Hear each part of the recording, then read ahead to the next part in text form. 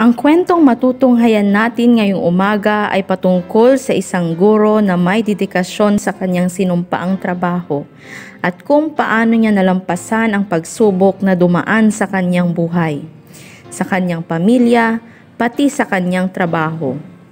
Matutunghayan din natin dito ang kahalagahan ng edukasyong Adventista. Itatago natin sa pangalang Maylin ang guro. Siya ay bagong binyagan pa lang. Mga 1 taon pa lang siya sa pananampalatayang Adventista. Siya ay produkto ng AWR station. Dahil sa pagsasaliksik niya ng katotohanan at masugid na tagapakinig ng radyo, dumating sa puntong nagpasakop siya sa Panginoon sa pamamagitan ng binyag. Bagong kasal lang siya kay George. Nakilala niya sa pagre-review ng LET, pero si Maylin lang ang nakapasa. Samantalang si George ay pinili na lang niyang maging isang medical representative o tinatawag nating medrep. Si George ay isang responsableng manggagawa bilang isang medical representative na na-assign dito sa Pangasinan. Bilang baguhan sa trabaho, ay kagustuhan niyang makasundo ang mga katrabaho niya, lalo na ang kanyang boss. Isang araw, tinawagan siya ng kanyang supervisor. Nasamahan itong mag-happy-happy. Si George ay nahihiyang tumanggi, kaya't siya'y sumang-ayon na lang sa imbitasyon ng kanyang supervisor. Nasumpungan na lamang ni George ang kanyang sarili sa loob ng isang kasino at doon, naobserbahan niya ang mga kakaibang bisyo, pag-iinom at pagsusugal.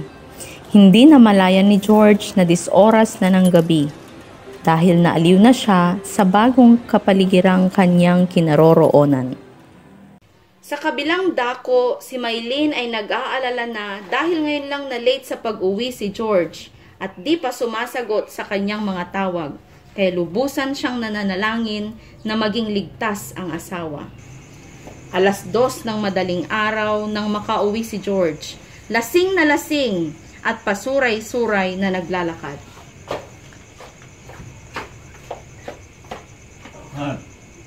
Tulog ka na yata. George, ba't ngayon ka lang? Anong oras na? Hindi mo ba alam na madaling araw na? Ba't ngayon ka lang uuwi? Kanina pa ako tawag ng tawag sa'yo. Hindi mo man lang sinasagot ang tawag ko. Saan ka ba galing? Amoy alak ka pa. Baho-baho ng hininga mo. Nga na. Kaya yan kasi. Niyaya ako ni boss. Eh, alam mo naman, baguhan lang ako doon. Siyempre, pinagbigyan ko si boss, di ba? Kaya mo na yun. Di sana sinabi mo na 7-day Adventist tayo. Hindi pwede sa atin ang umiinom, lalo na yung pagsusugal. Hayaan mo na. Last na to. Sa susunod, di ko na ulitin to. Okay? Tara na, tara. Kaya na tayo. Gutom na ako. At para di na humaba pang usapan, nanahimik na lang si Maylin.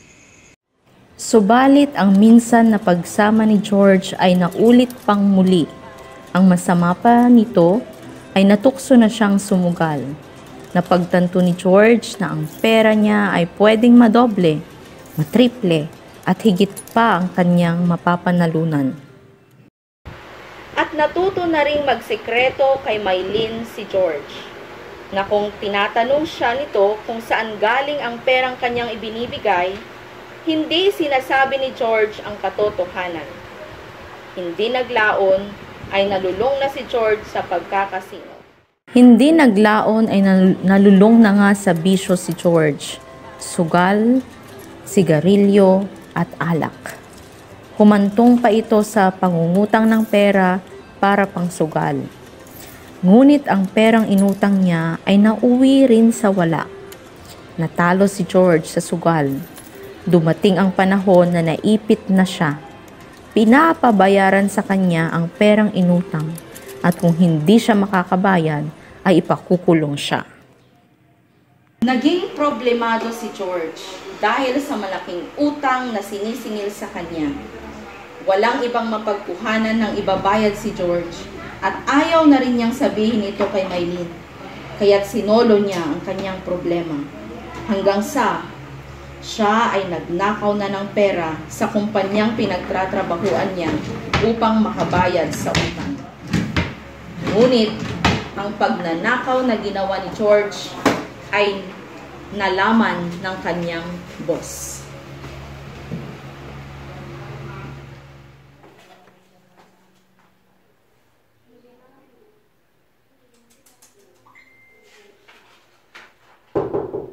Kaming, Ngayon, boss, pinatawag dito po ako, sir. puka muna. Nawawala ang 1,000,000 natin. Paano mo may papaliwanag yan? Boss? Tingnan mo. Hindi ka nagre-remit. 6 months. Umabot lahat ng 1,000,000. Adventista ka pa naman. Ikaw pa naman ang inaasahan kong empleyado. Boss, baka pwede naman po natin pag-usapan to, sir. Gagawin ko po tang parang to, sir. Promise. Enough! Babayaran You're ko, fired! sir. Sir naman. Please. No. Gagawa po ng parang to, sir. I said you're fired! Get out! Sir, baka naman... No! Talk to my lawyer! At tinanggal si George sa kanyang trabaho. At nalaman na nga ni Maylin ang tungkol dito. George, ano bang ginawa mo? Ano tong nalaman ko? Nagdispal ko ka daw ng 1,000,000. Diyos ko naman, George. Ang dami-dami na nating problema. Saan mo nilagay ang 1,000,000? Saan natin kukunin ang pambayad? Kakarampot na nga ang sweldo mo. Tapos dumadagdag ka pa sa problema natin. Ano ba naman sana? Tumigil ka, Maylina! Tumigil ka! Wala kang pakialam! Buhay ko to! Asawa lang kita! Tumigil ka! George, pag-usapan natin to. Daanin natin sa panalangin. Panalangin? Ano magagawa panalangin mo? Anong magagawa ng Diyos mo sa 1,000,000? Naintindi mo ba? 1,000,000! Ay, nako! Halika na, manalangin tayo. Manalangin na naman? Sabi ko nga si panalangin, walang magagawa yan. 1,000,000, Maylin! 1,000,000! Naintindihan mo ba? 1,000,000! Walang yang buhay to! Dumating sa punto na nasaktan ni George ang kanyang asawa. Umalis si George at nagpakalulong sa bisyo, habang si Maylin ay iyak ng iyak habang nananalangin at nagtitiwala pa rin sa kanyang Panginoon. Diyos ko, tulungan niyo po ako. Alam ko po na hindi alam ng asawa ko ang kanyang ginagawa dahil sa dami ng kanyang problema. Tulungan niyo po siya, Panginoon. Iparamdam na may pag-asa pa. Iparamdam sa kanya na nariyan kayo upang handang tulungan kami, Panginoon. Tulungan niyo po kami na sana'y malampasan namin ang problemang ito. Akin pong ipinapanalangin, Panginoon, nagabayan po siya. Bigyan siya ng lakas ng loob at higit sa lahat, bigyan siya ng malakas na pananampalataya sa inyo, Panginoon. Amen.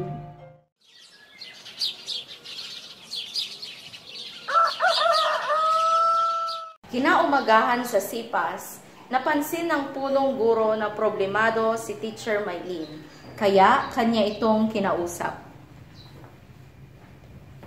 Pwede ba kita makausap, Maylin? Tungkol saan po, ma'am? Kasi napapansin ko na nung mga nakaraang mga araw, ikaw ay balisa, tapos nalulungkot ka ba? May problema ka ba?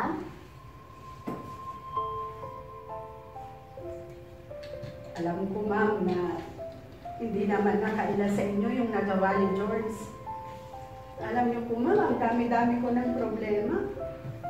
Bukod sa nakadispal ko si George ng 1,000,000 piso, ang dami-dami pa namin bayarin, tapos ganun pang nangyari. At alam niyo po ba, ma'am, na hindi lang po yun. Ako po'y kanyang sinasaktan, pinagbubuhatan po niya ako ng kamay. Ito pa mo. Kaya ma'am, alam niyo sa totoo lang, hindi ko na alam kung sino po ang pwede kong lapitan at pagsabihan ng aking problema. Alam mo, Maylin, in times like this, ang Panginoon ay marami siyang pangako na hindi niya tayo pababayaan. Ang Panginoon ay nagbibigay siya ng mga problema natin sa buhay na ito ay makakayanan natin. So, huwag kang mag-alala. Mag-pray ka lang sa Panginoon. Ang Panginoon ay nakahanda na pakinggan ang ating mga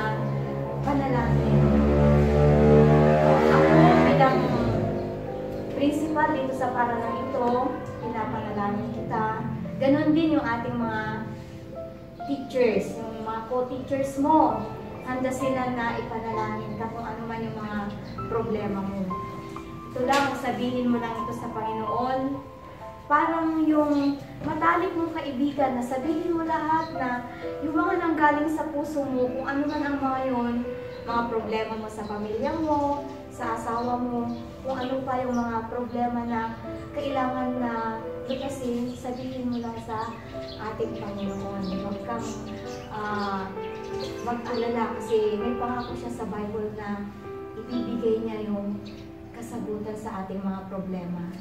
Maraming salamat, ma'am. Alam niyo po, sa sinabi niyo yan, gumaan po ang aking pakiramdam at alam ko po na ngayon po hindi ako nag-iisa, ma'am, dahil alam ko na nandyan kayo at higit sa lahat, nandyan ang ating Panginoon. Tama yan, Marie. Kaya huwag mong dibdibin. Kasi kapag dibdibin mo yan, baka hindi lang problema ang mararanasan mo, magkakasakit. Kaya ibigay lang natin sa ating Panginoon yung ating mga problema. Okay, bago ako aalis, tayo muna ay manalangin. Manalangin kita. Mapagpalang Diyos, sa oras na ito, naririto kami ni Teacher Mylene. Alam ko, Panginoon, na marami siyang pinagdadaanan na problema sa kanyang pamilya.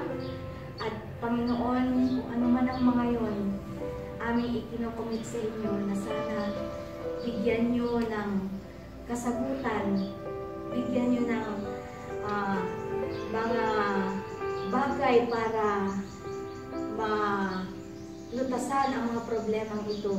Pagpalain po siya, ganyan din ang kanyang asawa na isa ito sa kanyang mga pinoproblema. Yakapin po, Panginoon, ang dalawang mag-asawang ito at ang pamilya nila ng inyong mapagmahal na kamay para sa ganon.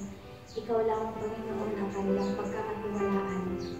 Ikaw lamang, Panginoon, ang kanilang inaasahan na tutulong sa kanila. Patawarin kami, Panginoon, sa aming mga kasalanan. Ito po ang aming hiling sa pangalan ni Jesus. Maraming salamat po. Huwag kang mag-alala. Ang Panginoon ay mabait sa kanyang mga anak. Magandang araw po, ma'am. Maupo po kayo. Ay, salamat po.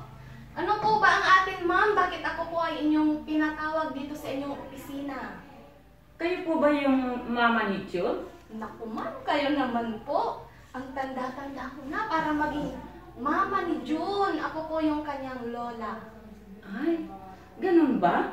Batang-bata niyo kasi, kala ko kayo yung mama ni June. Naku, ma'am, kahit ako na ay may edad, ay pasyonista pa rin. Talagang ako ay nagpapakulay ng aking buhok para hindi nila mahalatang senior citizen na ako, ma'am.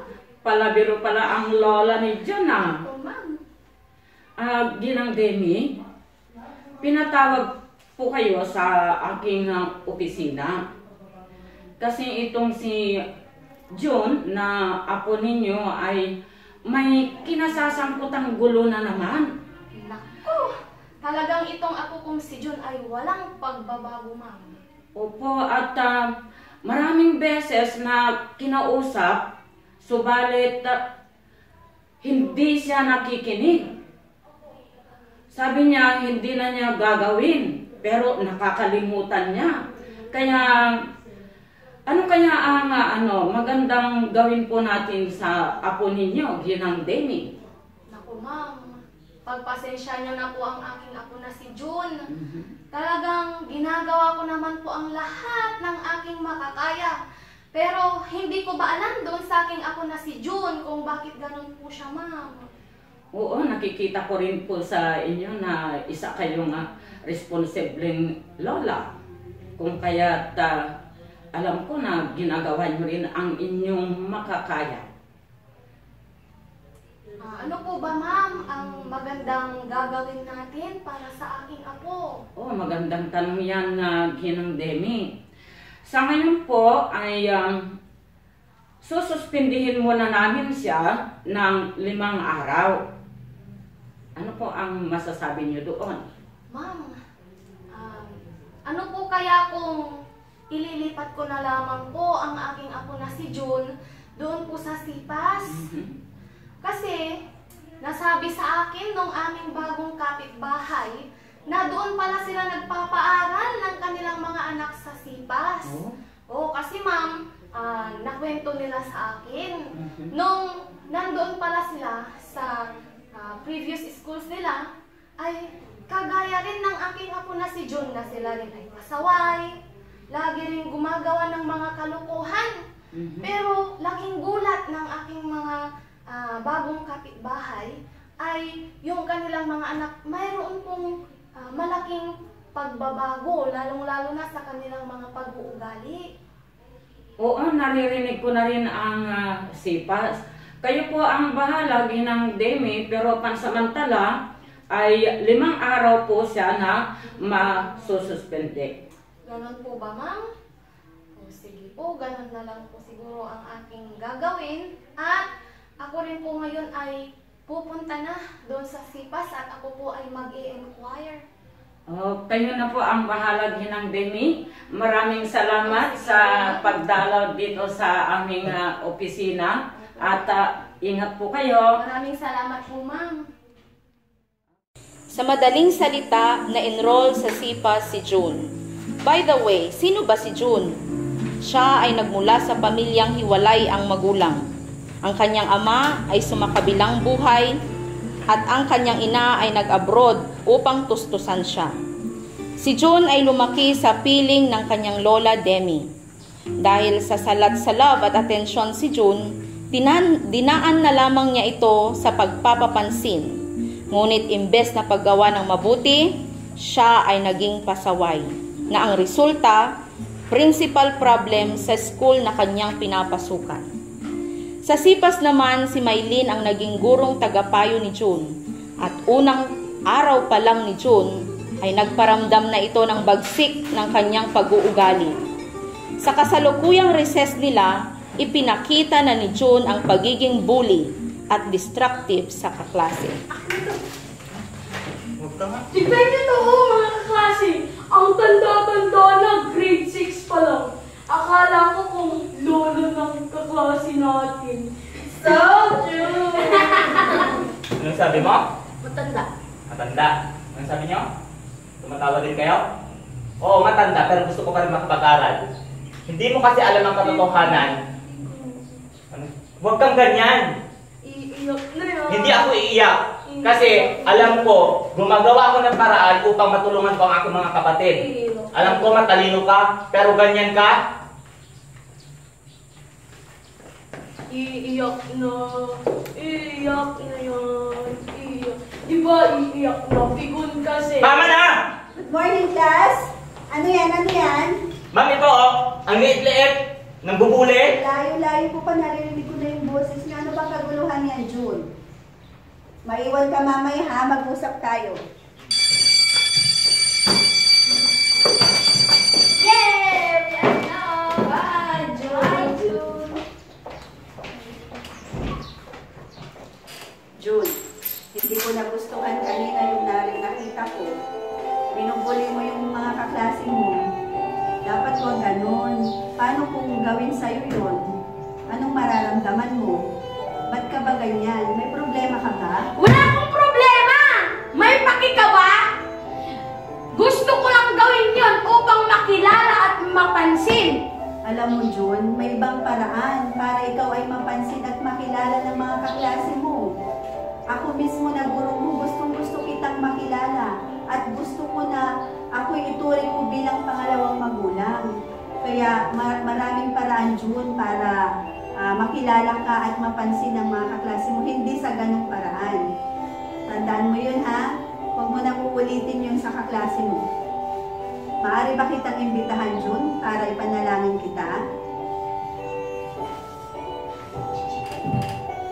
Ama namin nasa langit, sa araw kong ito, Panginoon, kasama ko ang aking mahal na estudyante na si June.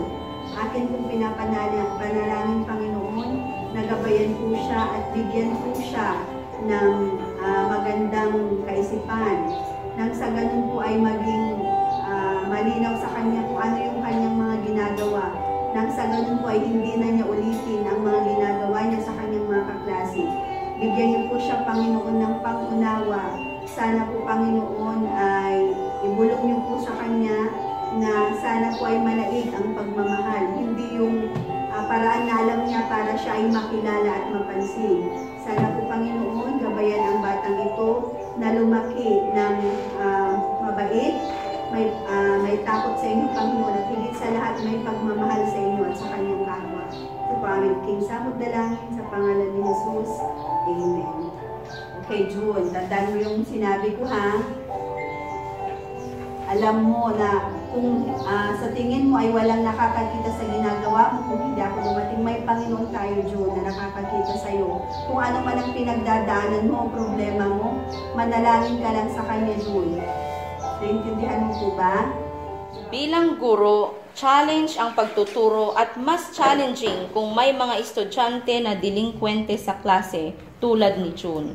Kaya inalam ni Teacher Mylene ang background ni June at nalamang kulang ito sa kalinga at pagmamahal ng magulang. Bilang advisor, ano ang kanyang gagawin para matulungang magbago si June? Ang ginawa ni Mylene ay ang mga sumusunod na hakbang. Una, build friendship. 2, establish relationship. 3, pray always. And 4, character building.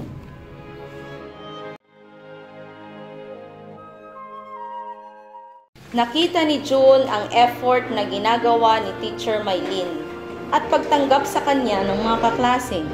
Kakaiba ang sipas sa mga school na pinasukan niya. Mababait, maunawain, at Christ-like character ang mga teachers dito, lalo na si Teacher Mylene, na hindi siya sinukuan at tinulungan siyang magbago.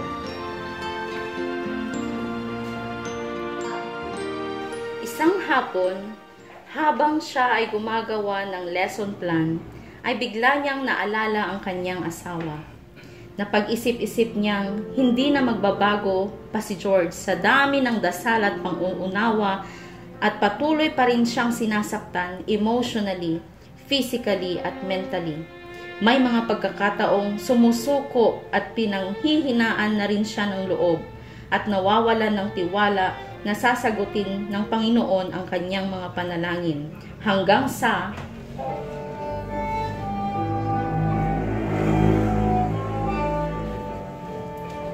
Ayan, kumusta? Oh. Kumain ka na? Pakay. Alam mo, walang natin. Ipaghain kita o tea? Tea na lang kasi nagmerenda naman kami.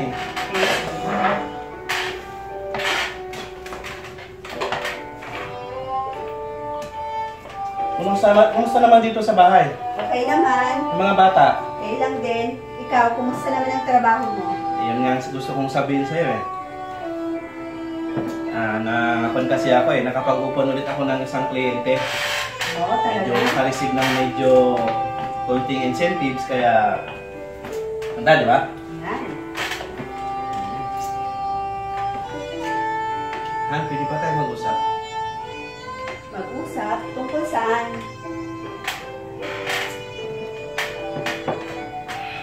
Pag-isip-isip ko kasi na marami na akong pagkakamali sa'yo eh. Lalo na lagi kitang nasasaktan. Hanggang sa isang araw, na-realize ko na malaking tulong pala yung panalangin na ginawa mo sa akin. Ito, unti-unti nang bumabalik ang lahat. Yung dating trabaho ko, medyo okay na rin. Yung tiwala ng boss ko sa akin, okay na rin. Kaya malaking tulong talaga yung panalangin na ginawa mo sa akin. Hindi ko man yan naririnig pero alam ko lagi mo akong pinapanalangin. Kaya babawi talaga ako sa'yo. Mabuti naman, Han, at na-realize mo ang iyong pagkakamali. Lagi mong tatandaan na pinaka-importante sa lahat ang panalangin. Sa anumang bagay, anuman ang problema natin, ipanalangin lang natin. At lagi mong tandaan, Han, na nandito lang ako lagi, handang sumuporta at tumulong sa'yo. Maraming salamat, Han. Pwede mo ba akong ipanalangin ulit? Sige, Han, magpanalangin tayo.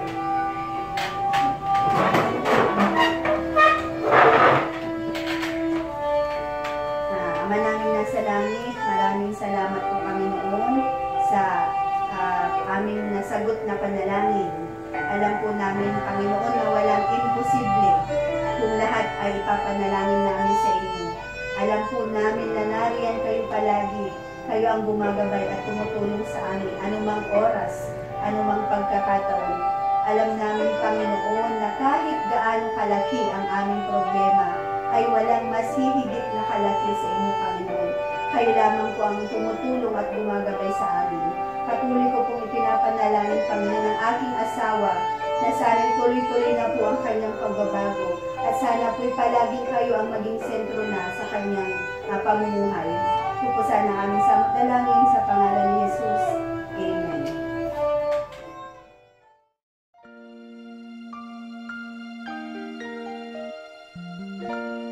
Sa paaralan, makikitang may nagbago kay Teacher Mylene.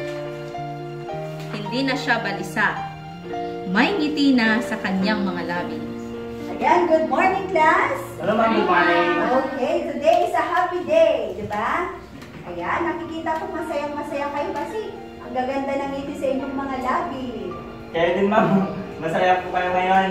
Yes, ayan. So, meron tayong bagong memory verse for this morning. Meron tayo dito, makikita sa Matthew 6 verse 14 says, basahin natin, forgive and you will be forgiven. Samahan niyo nga ako. Forgive and you will be forgiven. Ayan, so napakaganda ng ating memory verse. Anong ibig sabihin yan? Ang ibig sabihin nito ay, magpatawad ka at ikaw ay patatawarin. Okay, so gusto ko pong ilabas ang inyong notebook and ballpen. Please copy this one.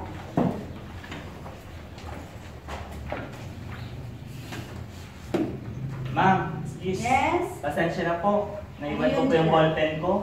Ay, ganun Galing po ba? kasi ako sa trabaho, ma'am. Okay, sino may Ito po yung July, oh. Kiramin niyo po muna. Seryoso ka? Opo. Eh, paano niyan? Di wala ka ng ballpen. Ayos lang po. Seryoso? Thank you. Diyan na meron ako dito. Ay, salamat. Ay, Kuya July, may sasabihin po sana ako sa inyo. Ano yun? Pwede po bang magkaibigan na po tayo? Yan ang At pwede gusto niyo ko. po ba akong patawarin sa mga nagawa kong mali? Kaya kitang patawarin, basta ituring mo akong kuya, ituturing din kitang kapatid. Kasi, nga di ba, mas bata ka kaysa sa akin. Ako ang kuya mo dito sa paaralan. Okay, kayo din turing mo ako kuya, si June. Magiging parang adding natin dito sa CPAS kasi nga, transparency, June. Kaya magiging adding natin. Nakakaiwanan yan. Okay, June, maiwan ka mamaya ha. Mag-usap tayo ulit. Ma'am, maraming salamat po ma'am. Okay, sige. Do your work now. Ba't niyo po ako pinaiwan, ma'am? Alam mo, June, pinag-iwan kita kasi natutuwa ako sa nakita kong pagbabago mo. Natutuwa ako at kaibigan mo na yung mga kaklase mo. Maraming salamat, June. At pinakinggan mo yung aking payo at higit sa lahat, answered prayer din dahil gabi-gabi kitang pinapanalangin. Kaya sana, June, tuloy-tuloy na yung pagbabago mo, ha? Para lahat ng mga kaklase mo ay maging kaibigan mo na. Ma'am, may sasabihin din po ako sa inyo. Gusto ko lang po sanang magpasalamat sa inyo kasi po hindi niyo po ako pinigilan na ipagdasal upang magbago po ako. At lagi niyo po akong pinagdarasal kaya dito ako ngayon na nagbago na at malapit na sa ating Panginoon. Walang anuman, June. Yan, Talagang yan ibang-iba po yes, ako. Diyan ko pinapakita ang pagmamahal ko sa'yo. Gusto ko ituring mo ako hindi lang teacher, kundi pangalawang magulang. Okay? Okay, so maaari ba tayong manalangin? Ama namin nasa langit, mahal na Panginoon, maraming salamat po sa inyong pagdinig sa aming panalangin, lalong-lalo na po tungkol kay June, na aking estudyante. Naway gabayan niyo po siya, Panginoon, at sana po ay tuloy-tuloy na po ang kanyang pagbabago. Sana po ay makita po niya ang kahalagahan ng panalangin at sana po, Panginoon, maramdaman po niya ang pagmamahal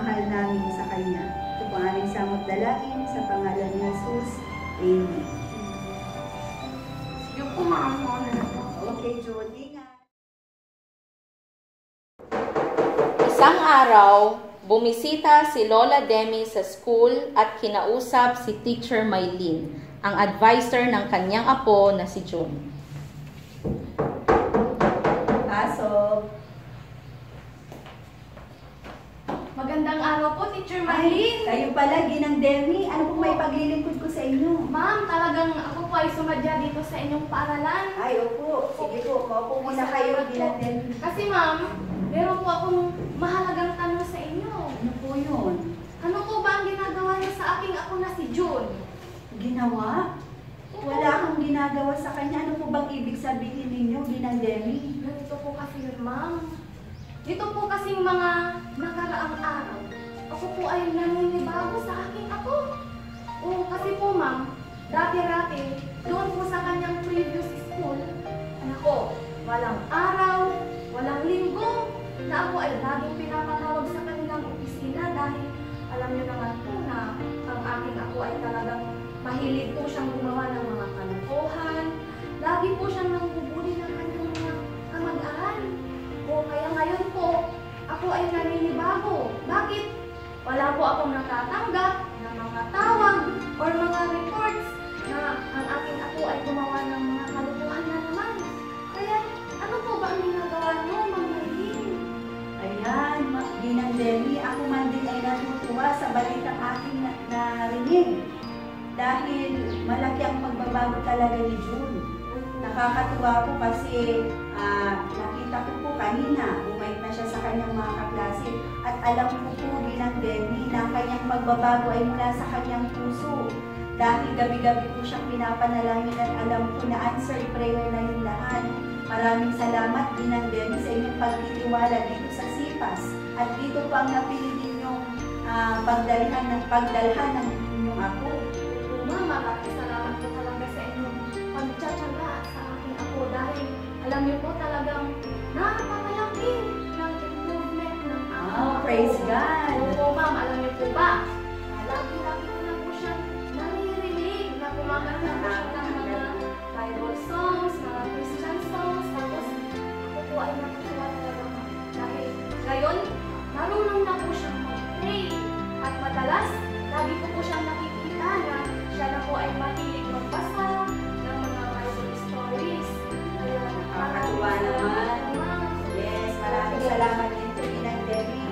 So, maraming salamat po talaga dahil siya talagang nakakatuwa ang balitang niya. Oo, ma'am. At naku, huwag po kayong mag-alala dahil ipropromote ko po ang inyong paralan, itong SIPAS dahil talagang tested na at sana po ay pagpalain pa po kayo ng Panginoon. Yan, maraming salamat, Ginang Demi. So, bago kayo umalis, Ginang Demi, ay maaari ko po ba kayong imbitahan? Tayo ay manalangin. Sige ma'am, gusto ko po yan. Yan, so tayo po ay manalangin. Mapagpala namin Diyos na nasa langit.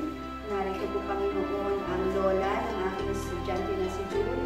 At ako po ay natutuwa, Panginoon, sa kanilang ibinalita na nakita po nila ang malaking pagbabago sa kanilang ako. Nakita po nila na maganda yung kanyang pagbabago.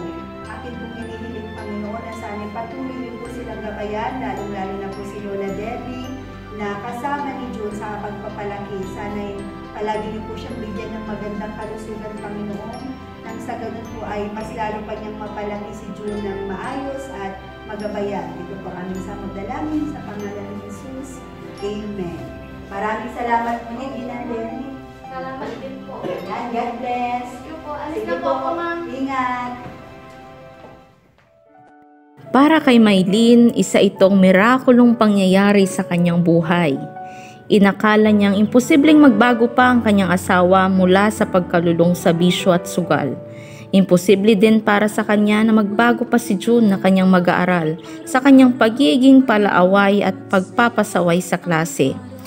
Ngunit dahil sa kanyang matyagang pananalangin araw-araw at gabi-gabi, at sa pagtitiwala niya sa Diyos ay naging posible ang sa tingin niya ay imposible. Tunay nga na ang pagiging isang guro ay maituturing na isang dakilang propesyon. Ang mga guro ay nagsisilbing pangalawang magulang ng mga mag-aaral. Sila ang mga taong nag-aalay ng kanilang oras upang ibahagi ang kanilang kaalaman at hubugin ang mga karakter tutor ng mga bata. Sila ang mga taong pilit na hinahabaan ang pasensya at patuloy na umuunawa sa mga kakulangan bilang isang mag-aaral. Sa kabila ng kanilang pinagdaraanan sa buhay, problema sa pamilya, problema sa mga paperworks, problema sa mga iba't ibang ugali ng mga bata, ay buong puso at buong sigla pa rin ginagampanan ang paglilingkod sa Panginoon bilang mga guro. At hindi inaalintana kung mataas o mababa man ang sahod. Ang kanilang sakripisyo at malasakit ay hindi matatawaran. Sa lahat po ng mga guro na nanonood po ngayon, saludo po kami sa inyong dedikasyon. Maraming salamat po sa inyo. Dahil siya'y kaibigan mo, lumingon ka lang at siya'y handang magbigay kaligayahan. Siya si Jesus na taga